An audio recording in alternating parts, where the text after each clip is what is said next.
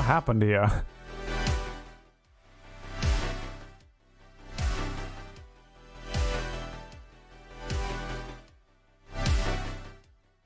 I don't even know what happened. It didn't do anything. Nothing happened. I was just still talking. There was nothing crashed, nothing flashed, nothing beeped.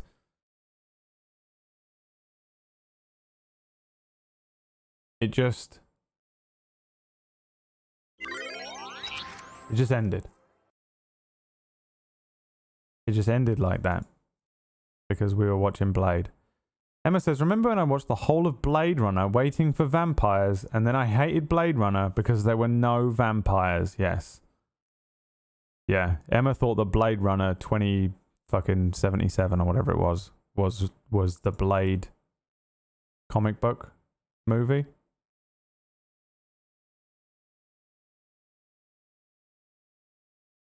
And that's hysterical. I was just still speaking then, by the way, for like ages. About Blade. I was just sitting there talking for ages, like, yes, I liked it when Blade get the sword, and then because the good thing about Blade is that he's only half vampire. So I was just talking about Blade for the whole time. Wasn't live. Don't know what happened. Don't know why. Don't know.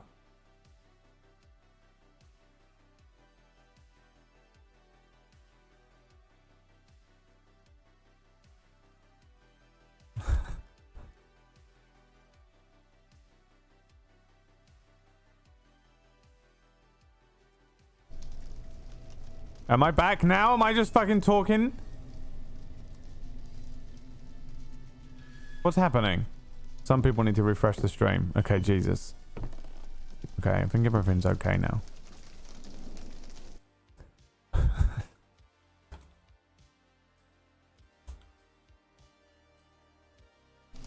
What's happening here? Turn it back on. Let me stand in my little safe zone for a second while we figure this out. Alright. And yes, I'm going to wait for the streaming thing as well, Greg. I mean, Emma won't let me go to the cinema anyway, so... I haven't seen Shang-Chi. I haven't seen Venom 2. I haven't seen the other thing I wanted to see at the cinema. I feel like maybe there was another movie, but I can't remember. I haven't seen any of them because I'm waiting for them to show up on Disney+. By the way, I spent all that money on Disney+. It's because they were like, we're going to release all the movies on Disney+. And remember that very small period of time when they released all the movies on Disney Plus for like 3 months? They went, right, we're going to release everything online. And then half of them went, change their mind. We didn't make any money. We didn't make any money. We're going to release them in theaters only. It still surprises me that makes money though. You know, where am I going? Progress room this way.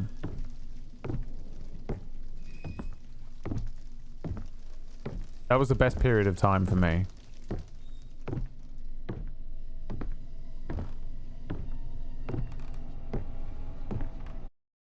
Hold on.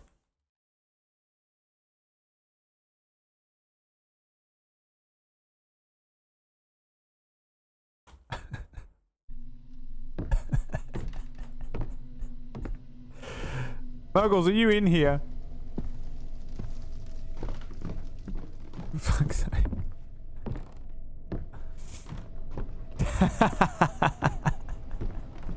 Alright, we're at the end of the fucking... I give up, dude. My friends. Calm down. Okay? Hey, look, I've built the mask. Alright, let's see what happens then.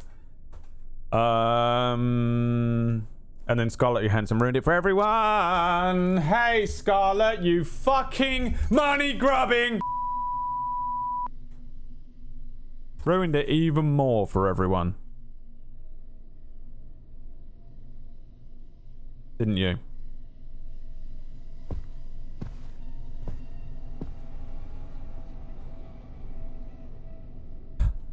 I think they're releasing them in theaters only to try and reignite the market because, yeah, because they know that it's old media, dude.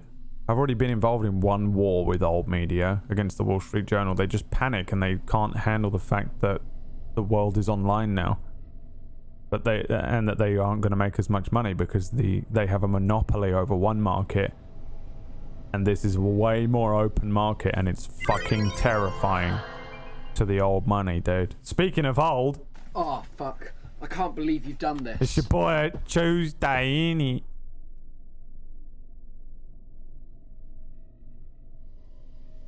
Oracle's Rest makes so much more sense as a campaign name after the last few weeks. I don't understand that joke. And I'm going to continue with my video game playthrough of the video game Visage. Put it on.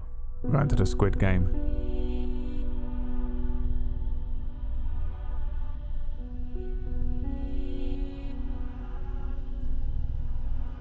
What does this mean?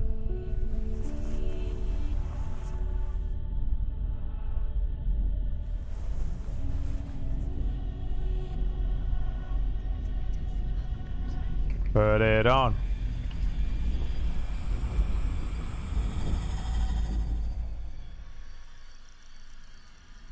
This is Pumpkinberry getting up in the morning. Here we go.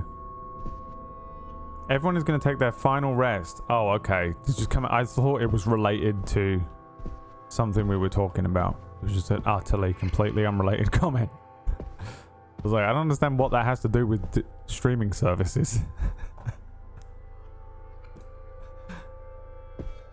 So that's what happened to my brain there. No, yes, 100%. I have a really horrible feeling that we're all rolling up new characters. Well, not me, but you're all rolling up new characters. We're really going to have to see, because I honestly don't know how to... I don't know how to justify not murdering you all.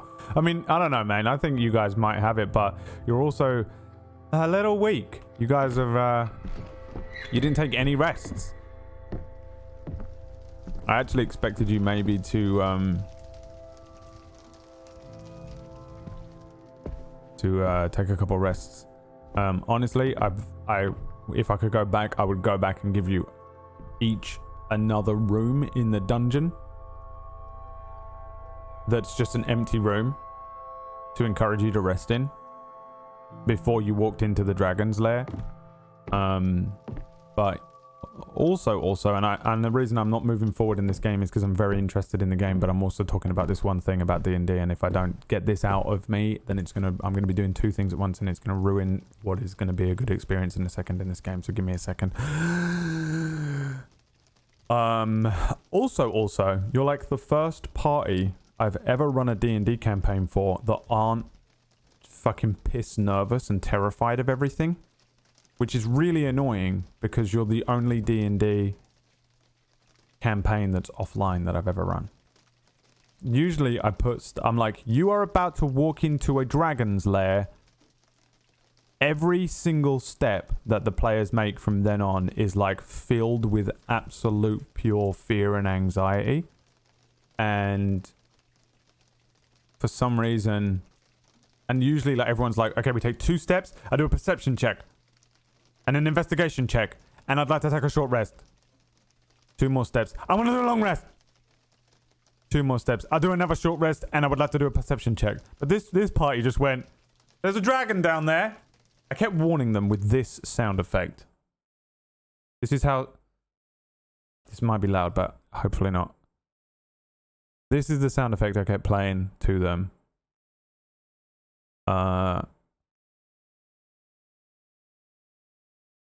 Let me just see if I can find it real quick, because I don't want to change my classy pads.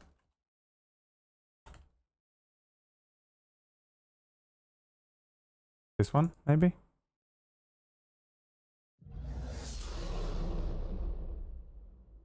I keep playing this to them. They keep hearing this in the cave up ahead of them, and they've not once taken a short rest or anything. And like, it's so confusing when you're because a DM is always the one that gets in trouble for everything that goes wrong. If your character dies or the fucking dungeon was too hard or whatever, it's always the DM. But you're also like desperately trying to predict the future as a DM. You have to try and predict the future. You have to know everything that they're going to do. People have like fucking like 20/20 hindsight all the time, but like they do stuff in the game and they're like, why did that go like that, DM? And it's like, I didn't know you were going to do that any more than you did. You didn't know you were going to roll a 7. Go fuck yourself. But like, you don't know sometimes. And so you have to just go with like your best judgment a lot of the time. And my best judgment was like, oh, they're going to be shitting themselves every step through this dungeon. So I'm sure they'll definitely take a couple rests and prepare and be very over prepared for a fight with a potential dragon, right? Didn't take one rest, just fucking bowled through the whole thing, dude. Fighting sturges, fighting wisps, fighting fire beetles, just fucking sticking their hands in shit that's gonna fucking turn them to ash. Literally fucking picking up gems and casting wish spells that summon Balguras that get one of the party members literally nuked into ash, and then jumped, and I'm not kidding, jumped into the dragon lair, and also 6 of them were standing hidden. 6 of them have an advantage. The 6 that go into the first tunnel have an advantage in that they are going through into the dragon's lair through a secret tunnel, and the first thing that happens is that they open the thing and they can see through into the dragon's lair where the other party are about to interact with the dragon, and their dragon doesn't know they're there, and Wax Steven went, ah, it's a dragon! And I went, okay, the dragon knows you're there now. Just fucking lost every advantage possible. And I'm sitting there on the other side of the fucking DM screen going like this, but based on all of my fucking calculations, based on every campaign I've ever run in my entire life up till now, they should have been full rested and have a full plan ready to take on this dragon that they knew was up ahead. And instead, why did they run in? Why have they Leroy Jenkins to this dragon? And then they're all going to die. And they're going to be like, oh, Brett killed us. He put a dragon against... We're level 3 and he put a dragon against 10 level 3 people. What do you mean, DM? You watch, dude. Tune in Sunday morning. I will tell you what happened at the end of Oracle's rest this week. Okay, now let me play this game. So it's daytime, look. And what is happening here? So this is how the house actually looks, I reckon. What do you think? This is how... There's no mental health shit going on. This is just how the house looks during the day. This is what? New house stuff? Or... Because this looks like he's painted the walls. You know when you paint the walls and you get paint everywhere, but you're not bothered about it. New build. Oh, my stuff is still here, though. Maybe it's not. Maybe it's not. What was that?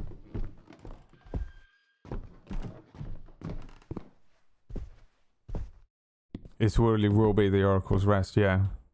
If you all die, though, I'll let you at least roll new characters that are level 4 or something, you know? So you don't have to start from level 1 again. And we'll do some, we can, in my head, I'm like, we can probably still pick up where we left off, kinda. Depending on, like, if it's a full TPK, because I'm very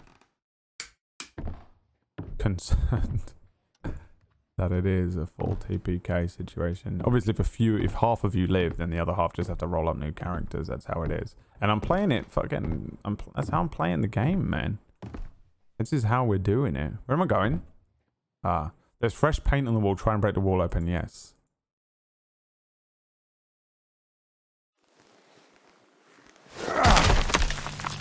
Next party goes back for revenge or something. Yeah, well, it's hard to tell what to do, but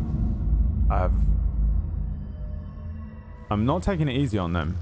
There's no real like show Deus Ex Machina stuff going on because I get to actually just DM it straight for once, which I really would like for my own investment. If I'm gonna run this fucking thing for all these little ungrateful little cunts every single fucking week, then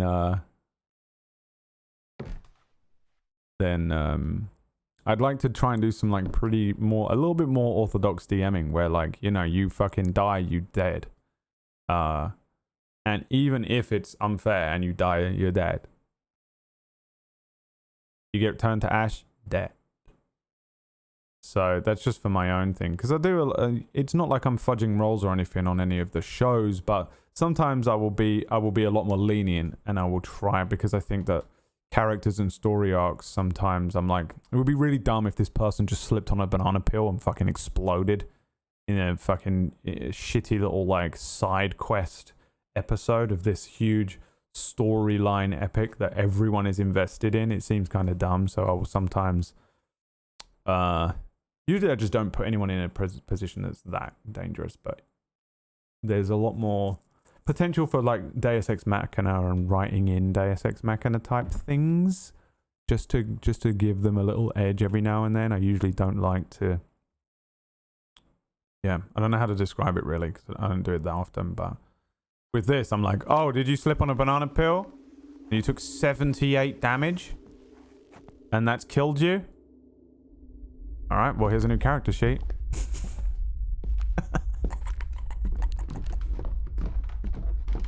Also, I think I've always killed someone with a dragon. Unless, apart from dragon wormlings, I think every time I've introduced a dragon, a proper big dragon, we had a white dragon, I had a red dragon in thingy, I think it has always killed someone. I know I've always killed someone with Beholderkin. I have a 100% kill rate with Beholders. That's for sure. I think dragons I've got a pretty high kill rate with. It's just so... dragons are horrible. Their damage output is mad for that one. Their breath weapon damage output is just stupid, pretty much. It's very unbalanced compared to the rest of their stat blocks. Oh, he is dead. So he was in like a heaven house. But he's not allowed to go.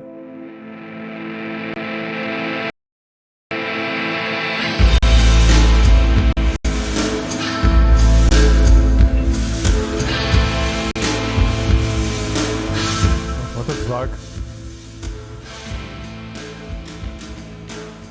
Yeah, it was Limbo.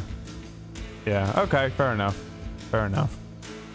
Is this a song that I can't play?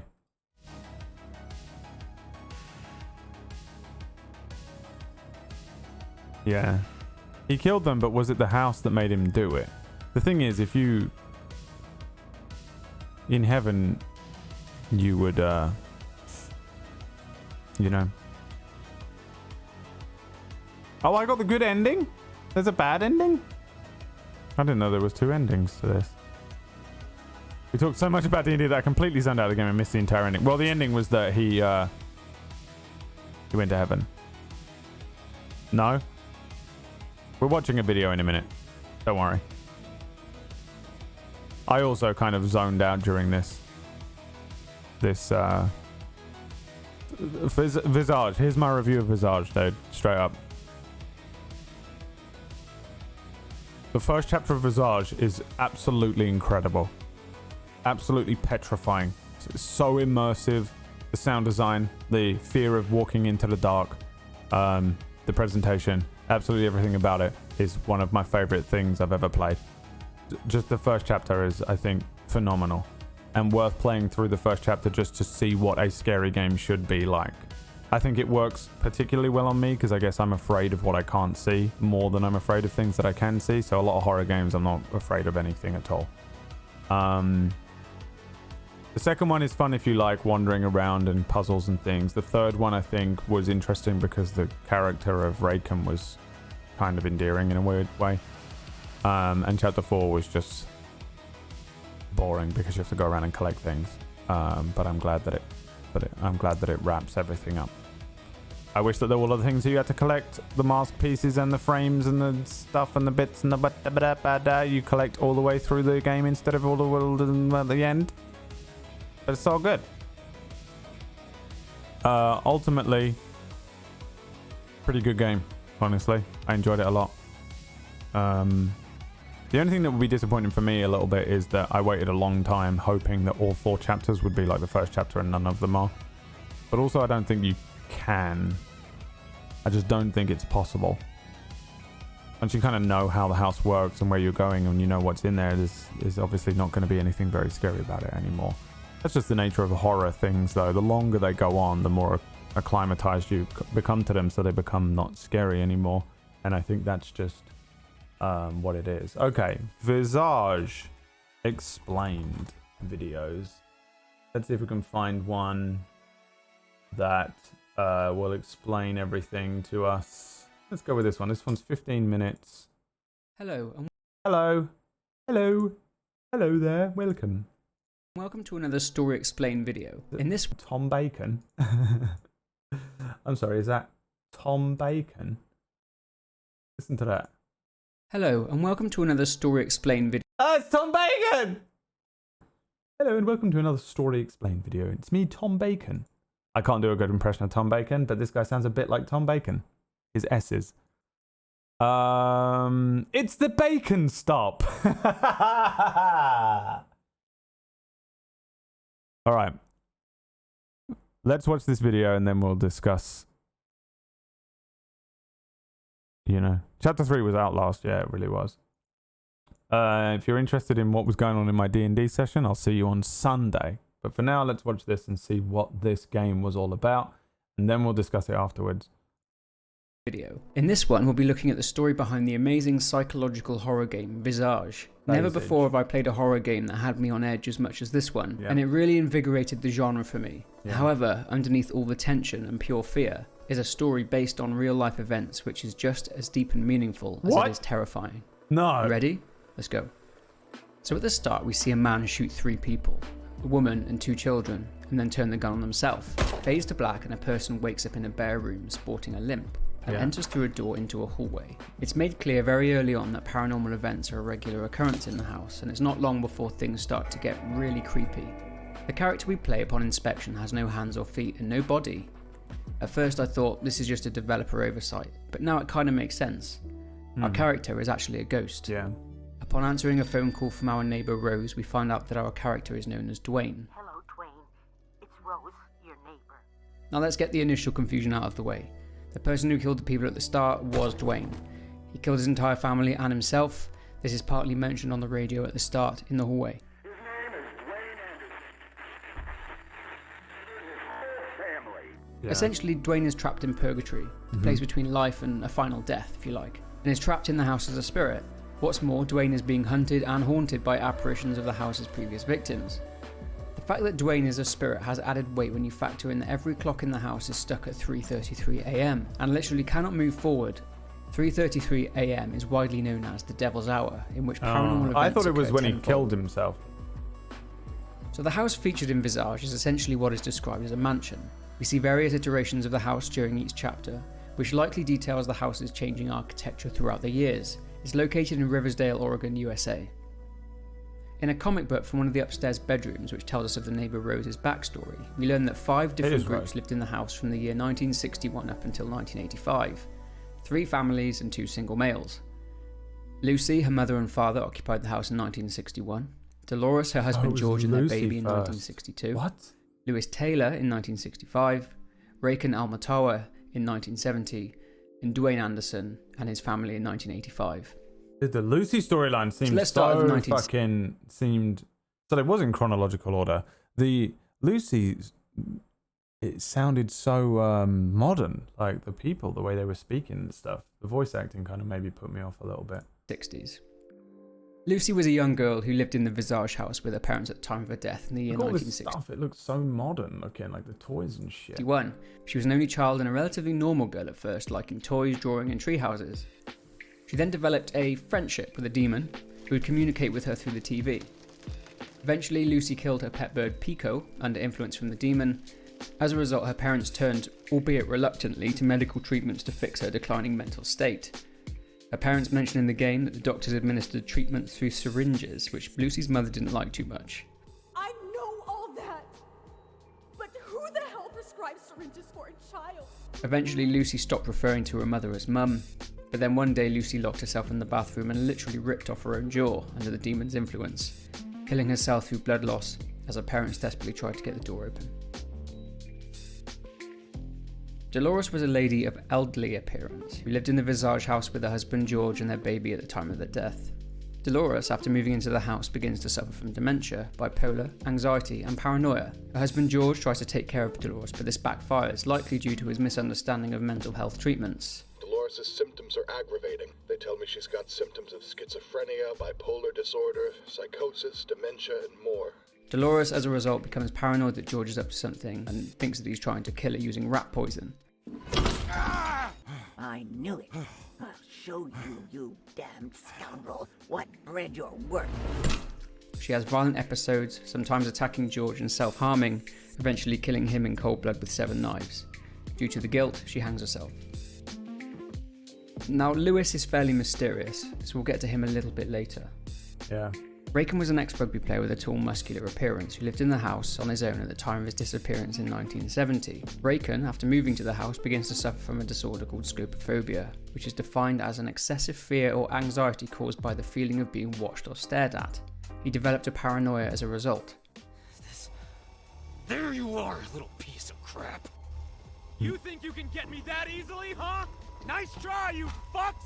Raken is admitted to a psych ward after firing a weapon in his home. The neighbour Rose reported him. He tries to escape due to his paranoia, breaks his legs jumping from a window, and after many tests he escapes his room again and ends up in what seems to be an underground part of the hospital, or it could be his home. We see that he gets locked up in a room where he eventually dies. Dwayne is the main protagonist of Visage. He lived in the Visage house with his family at the time of his death in the year 1985. A seemingly devout Catholic, Dwayne, after moving in, soon began to develop an addiction to alcohol and also developed depression and anxiety, further exacerbating his drinking. Dwayne suffers from a mental illness, which is why there is a stress mechanic in the game. He neglected his wife and children more and more, and eventually killed his family and himself, and ended up as another victim in a long line of victims of the Visage mansion. But is Dwayne really a victim? So the entire game in its simplest form is Dwayne finding out and investigating what happened to the previous occupants of the house, Lucy, Dolores and Raken. The stories behind these 3 make up chapters 1 to 3, with chapter 4 being Dwayne's story. Lastly, there are chapters for Lucy, Dolores and Raken, but there's no chapter for Lewis Taylor. This is because Lewis's story is a little bit different. Throughout the game, Dwayne obtains 7 VHS tapes, 3 after completing chapters and the other 4 upon finding them scattered about the house. These tapes are addiction, greed, negligence, indifference, pride, prison and affliction. But before I go into what I believe these tapes tell us about Dwayne and his past, I need to mention something called Project MKUltra. Hey.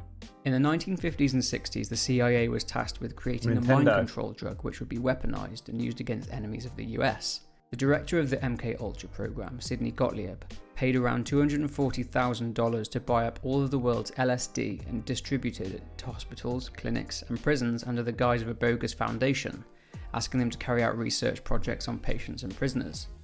Let's start by breaking down each VHS tape. In the addiction videotape, we see Dwayne being told by a man in a plague doctor's mask, which obviously symbolises Dwayne's thoughts and his guilt, to drink his problems away, leading to an over-reliance on alcohol. Don't you worry, my friend. Just take a sip, and everything's gonna be back to normal. Go ahead. Drink a little of this wonderful poison. It'll do you real good. What developed this alcoholism? Well, what comes next might explain this. In the greed videotape, we see Dwayne signing a contract which simply says, "You don't give an F." See, it's my theory that Dwayne was involved in Project MKUltra and was working for the CIA. My thinking is that this could have been a non-disclosure agreement which the government made him sign to keep their involvement in MKUltra a total secret, which was in fact a classified operation. This is where I believe everything started. In the negligence videotape, we see that Dwayne is neglecting his family and turning to drink even further. This is likely due to his growing guilt about what the government is making him do. In the indifference videotape, we learn that Dwayne has basically stopped caring. A vision of his wife accuses him of having a cold indifference. Recently, you've been scaring everyone with your cold indifference. His tape also shows us that Dwayne is taking various pills, and his wife asks who is prescribing them for him. Dwayne is essentially taking these pills to help him deal with his guilt, the drinking, the depression, and the anxiety of what he has done and his involvement in MKUltra. His wife even says to him that she is only with him for his money, and that she thinks it's probably blood money, but she doesn't even care. I'm only with you because you have money. It's probably blood money, but I don't care. In the Pride videotape, it's pretty much confirmed to us what Dwayne did for a job, as it's revealed that Dwayne spent some of his time working in a chemist's lab.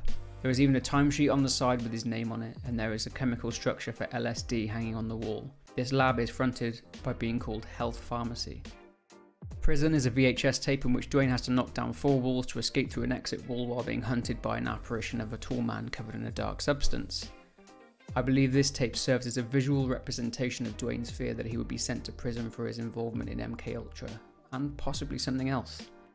Finally, in the Affliction videotape, Dwayne walks through what seems to be a water treatment plant. After walking through, Dwayne ends up at a well. Bodies start floating up to the surface of the water and Dwayne gets pulled into the well by a guy who looks like he's covered in something. Now, is that significant in any way? Well, yes, I think it is. Remember I talked about MKUltra, this super secret CIA experiment which ran from 1953 to the mid-1960s, took place during the Cold War in response to the efforts of the Soviet Union undertaking their own mind control experiments, which raised a significant interest in psychological manipulation. This project was eventually shut down around 1966, and all records of it were destroyed in 1973. Before it was officially shut down, it was widely believed by officials that the thought of introducing LSD into the water supply to control an entire populace was in fact an effective one. Could this be what the Affliction tape is referring to, that the water supplies were secretly being spiked and people were dying as a result? Is this vision a manifestation of Dwayne's guilt for what he was involved in? Certainly interesting. In this tape we also recover a staff door pass from someone's locker.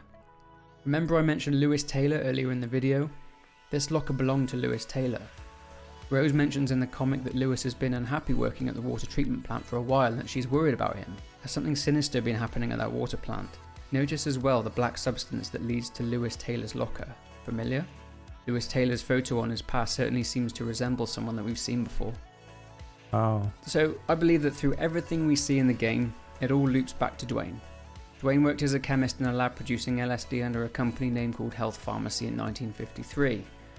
Now we know that the CIA used bogus foundations to distribute LSD to hospitals in order to carry out research projects on patients during the 50s and 60s.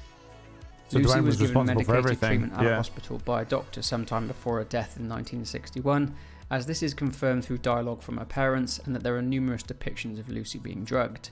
Dolores was evaluated for mental disorders before her death in 1962. She was suffering with dementia, but I do believe that she was being given LSD at the hospital, and as a result, she experienced other changing behaviours and developed other issues as a result. This, I believe, ties into the timeline of the MKUltra experiments, and they were essentially being administered LSD. Due to the location of the house, they'd likely both went to the same psych ward for treatment, the same psych ward that we visit in Raken's chapter. Lo and behold, both Lucy and Dolores' conditions worsened and they ended up killing themselves. MKUltra shut down in 1966, a year Dwayne after feels the death personally of Lewis responsible Taylor. for... I think Dwayne had an even bigger role in the MKUltra fiasco than we were actually led to believe. I think Dwayne was being manipulated by his higher-ups into carrying on secret work for the CIA, and I responsible for the believe other that they people that placed lived in him the at house. the water treatment plant under the guise of being an employee. His That job? leads him to the To spike the depression and water the supply for guilt and the Riversdale. negligence to his own family. One problem. I believe Lewis Taylor found out what Dwayne was up to. Dwayne, with no other option, killed Lewis Taylor, likely drowning him. Yeah. This explains why Lewis Taylor appears in the house as an apparition and haunts Dwayne. And finally, this leads us on to Raken. I believe the CIA covertly spiked Raken's water supply with LSD and bugged his house to watch him and surveil his behaviour. This was perfect for them, as Raken lived alone. Yeah, I was and there wondering no whether it was collateral. an MKUltra We meet Raken and get glimpses observation of his house. behaviour, his paranoia spiralling out of control. He thought he was being surveilled The water and watched, supply in and this house. he actually was. This is why in the Raken chapter, Through the Eyes of Dwayne, we experience it as if through the lens of a surveillance camera. It's because Raken was actually being monitored. Yeah. When he fires his weapon at what appears to be an apparition of Lewis Taylor at the start of chapter 3, his neighbour Rose hears the shots and calls the police, probably more out of concern for her neighbour than anything else, and he is sectioned. He claims that someone broke into his home and bugged it, but police could find no evidence of a break-in. He claims that someone broke into his house and tried to strangle him, and that he used his firearm in an attempt to defend himself. What's weird is that there's nothing in the police report that indicates any break-in. This would indicate that someone gained access to the house, someone who had easy access to it and knew the layout. Raken mentions in the hospital that the medication they are giving him is making everything worse, and he is getting more and more paranoid and violent.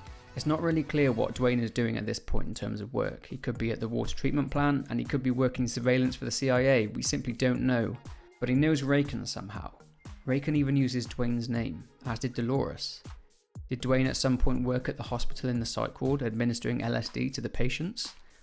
Certainly an interesting theory. In terms of MK Ultra, it wasn't until 1977 that US Congress held a hearing and put a complete stop to it. At this point, the project was made public knowledge. But if he's earning that much money, my thoughts are getting ahead of me. But if she was like, "Oh, you're earning loads of money," so he probably was higher up than that, you know. Dwayne probably had a hand in everything. Individual records of people being used as experiments were destroyed. I think that Dwayne moved into the house after the program shut down around the year 1977 to be closer to his work. It's clear from the glimpses into Dwayne's life that he harbours massive guilt for his part in the experiments and the lives ruined as a result. He seems to be a devout Catholic and even has a confessional booth in his home. Dwayne probably felt that he couldn't leave the CIA or the project due to the fear of being silenced. After spiralling, Dwayne eventually succumbs to his guilt and depression and kills his entire family and himself. Dwayne wakes up in purgatory and has to live out the trauma of his 3 victims before he can find peace himself. I'm certain that this is how everything circles back to Dwayne and that he was involved in it all from the start. Where else would the vision of Dwayne's wife in the Indifference tape mention the exact way that Lucy, Dolores and Raken died? Moreover, if this person in the Plague Doctor mask symbolises Dwayne's guilt, why is Dwayne's guilt saying this as if he's the one that did it? Want me to stab you with 7 knives? Want me to rip the jaw off your ugly face?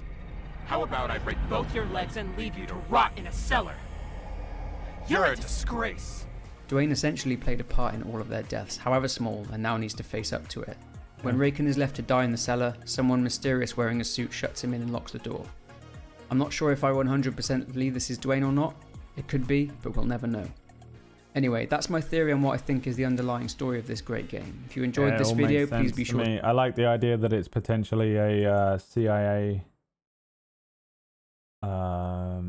house for observation and stuff as well.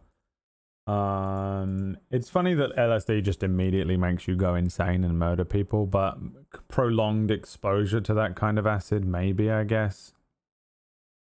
I never did a lot of acid, so I don't know. But that type of drug use on top of pre-existing mental health issues could potentially do something like that. I mean, I don't know, modern day microdosing and stuff might have a bit to say about it, but yeah, that makes sense. I think the idea of Dwayne being a slightly higher up level of CIA operative involved in MK Ultra, there being linked to the house through that, and then slowly but surely over the years, just that build up of guilt makes a lot of sense. Really good, actually. It's really cool how that all ties together, and that they clearly put all of those clues in the game for you to piece together, and there's enough ambiguity around it for you to fill in the blanks yourself. Nicely done, man. Nicely done, dude. Yeah, I ain't got a fucking bad word to say about it. You know, at times it gets a little, like, for me, I'm not a fan of horror games, and gameplay wise, you know, I'll fucking float in and out. But fuck, dude, that is good how that all ties together. Yeah, I don't know why I didn't even consider it. I think for me, the idea that Dwayne, I guess my brain, like my distortion of time fucked me there, because from the 50s to the 80s is only 30 years, which is easily enough time for someone's... Dwayne could easily have been involved he could have worked for 30 years for the CIA. But I think because we're in 2020 and my brain, I just was like, that's too long of a time for one person to be involved in the whole thing. So I started to believe that it was more a case of like that movie Hereditary, where it's like, what is doing this? Is it mental health, or is there a demon that is real and people are blaming mental health for? When really it was of course it was the CIA. How could we have been so blind? I'm purposely going to make sure RimWorld loses. Okay. That is, game vote will be tomorrow then, I guess. What day is it today? Wednesday. Game vote tomorrow. Thursday.